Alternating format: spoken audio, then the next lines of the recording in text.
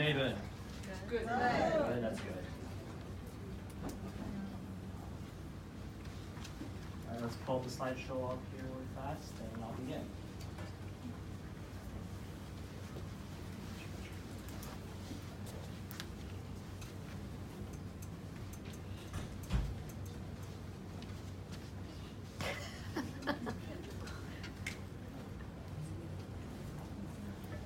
All right. One March night, I was out from school, and I just made varsity tennis for the first time in 2 years. I had to go straight from tryouts to a 4-hour hospice volunteer training session. I was tired, I was hungry, and I had this huge pile of homework awaiting me at home. So when I arrived at the hospice for my training session, we had dinner. It was a lovely handmade pizza, and I ate so much that some people questioned my mother if she even fed me at all. After dinner, training began. And let me just tell you, I forgot about everything that day. My exhaustion, the glory of finally being able to play varsity tennis, and that huge pile of homework that awaited me at home. Hello everyone, my name is Michael Wong, and I'm currently a rising senior at Richfield High School. I'm also a volunteer for Regional Hospice and Palliative Care. So in this presentation today, we're going to go over what hospice is and what Regional Hospice is. We're going to also go over my own epiphany, as well as how I founded the Regional Hospice Youth Ambassadors. We're also going to talk about the recent pediatric expansion we're having, as well as how you guys can help. So what is hospice care? Does anyone know? Right, so hospice care, essentially, is end-of-life care given to those who are terminally ill. So what makes hospice different from the hospital is that we focus on managing your symptoms, making you feel comfortable. Instead of at a hospital, they focus on curing your symptoms. So what makes regional hospice so special compared to other hospices? So in our center, it's not like your classic health institution. There's no white walls, there's no sterile feeling to it. It's like a home. Also, we volunteers and staff also hope to transform the death experience into by creating memorable life experiences. One of our favorite stories to tell is about this one time this patient wanted a specific fish for dinner. And guess what? Our kitchen didn't have it that day. Well, our head chef at the time went out to the nearby lake and actually caught the fish for the patient. He then later cooked and served it for the patient. Another story I want to tell you about is we have a garden, and outside there's an American flag. And every day, we have one of our patients wheel himself out there in his wheelchair, and he pays his respects to current and past American soldiers. So another part of us is that we are one of the 2 nonprofit hospices in Connecticut. This means we are completely fueled by donor dollars and anything that insurance is willing to pay us. If you can't pay for care, we'll pay it for you. Recently, we've seen a 468% patient increase in the last decade. And hospice care is now more needed than ever.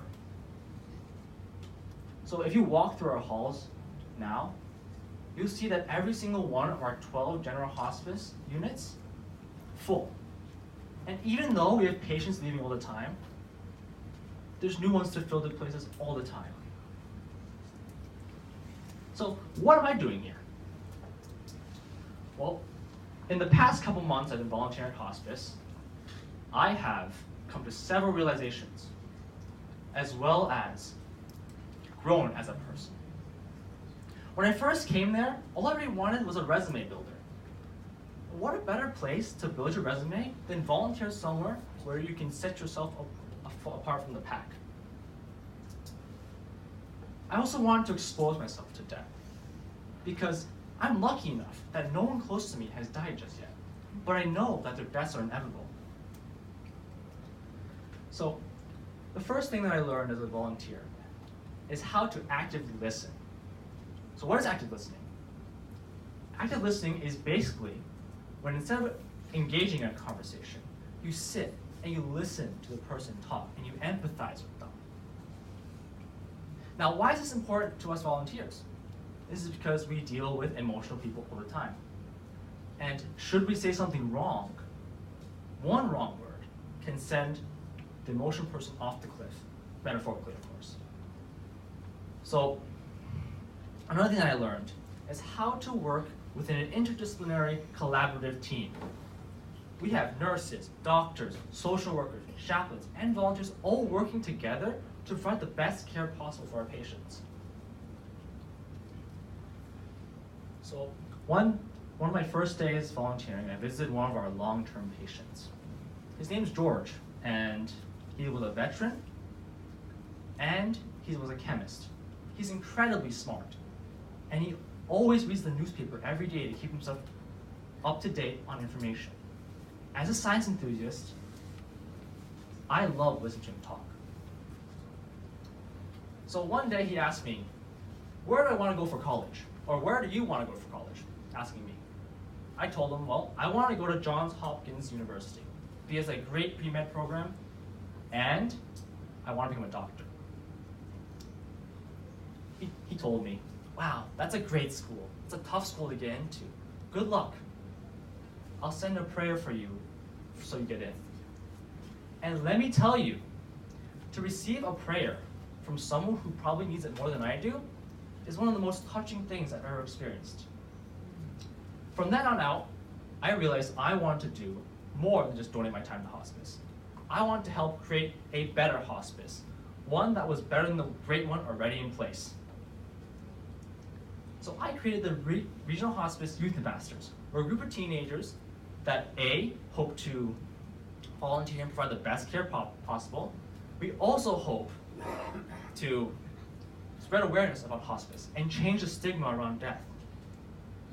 And also, we hope to fundraise for future projects of hospice. So our current goal right now is $75,000 for fundraising. But for what? And that's for our newly expanded pediatric wing.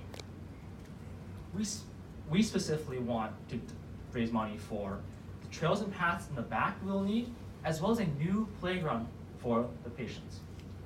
So why pediatrics wing? Can't we just stick the kids in our general use pediatric units, our general use hospice units? Well, that's not the case, because when you have a child in hospice, as a mother experienced, you need a lot of space. There's currently a 17-year-old in our hospice right now. He is currently flooded with visitors, and he can't accommodate them all. If we had a pediatric wing, he would be able to accommodate them all. For a child being on hospice, you get full access to everything hospice can offer. And that 17-year-old I was talking about, one of the benefits he has gotten is that his parents and his younger sister were able to see the fireworks on July 4th. And we, volunteers, sat with him and took care of him. So this is why pediatrics meeting is definitely needed in our area. So I want to share with you the Regional Hospice Youth Ambassadors motto right now. Join, donate, share, build. Now, how does this apply to you? Well, I want you to join me in this cause and be self-motivated about it. I want you to donate your time, your money, your effort, anything you can scrounge up.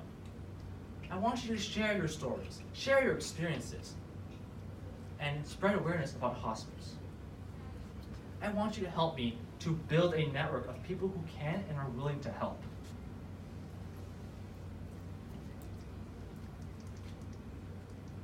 So everyone here, I know, advocates for long-term care. Now, I understand why. It's a great policy that allows people to get the care they need when they need. And did you know that long-term care actually pays for hospice. So it gives patients the option to choose hospice and get the care they need. So before I continue, who remembers what terminally ill means? Less than 12 months life expectancy. Expectancy less than 2 months or a month? Something close to that. So it's when you are sick beyond a cure and you have a life expectancy around 6 months. Of course, you can live longer, but you can live shorter than that. So in terms of life insurance, when someone is terminally ill, life insurance starts paying out. And for hospice, being terminally ill means you're eligible for hospice. So everyone in our hospice right now is terminally ill. I don't know if they have life insurance, but wouldn't it be great if they had the financial security for their families behind life insurance? So how can you help? So you can donate your money. I will take it for my cause. And what you can do is you can go to Facebook. I have a Facebook fundraiser going on right now. You can search up my name, Michael Wong, and select the one that's located in Richfield, Connecticut. On my page, there's a post as well as a big donate button. You just press it and it'll give you step-by-step instructions on how to donate. I will also be accepting cash and checks right now. Don't worry, I won't use the money for McDonald's, all right? I'll go straight to hospice. Now, before we end here, does anyone have any questions for me? Yes? How many years have you been doing this? I've been doing this for a couple months, starting in March.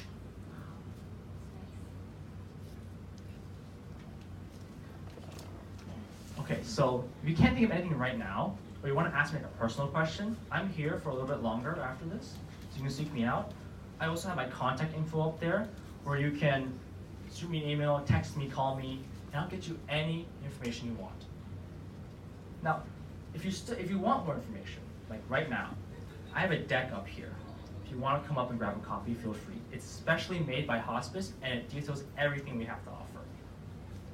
Thank you, everyone. Have a good night.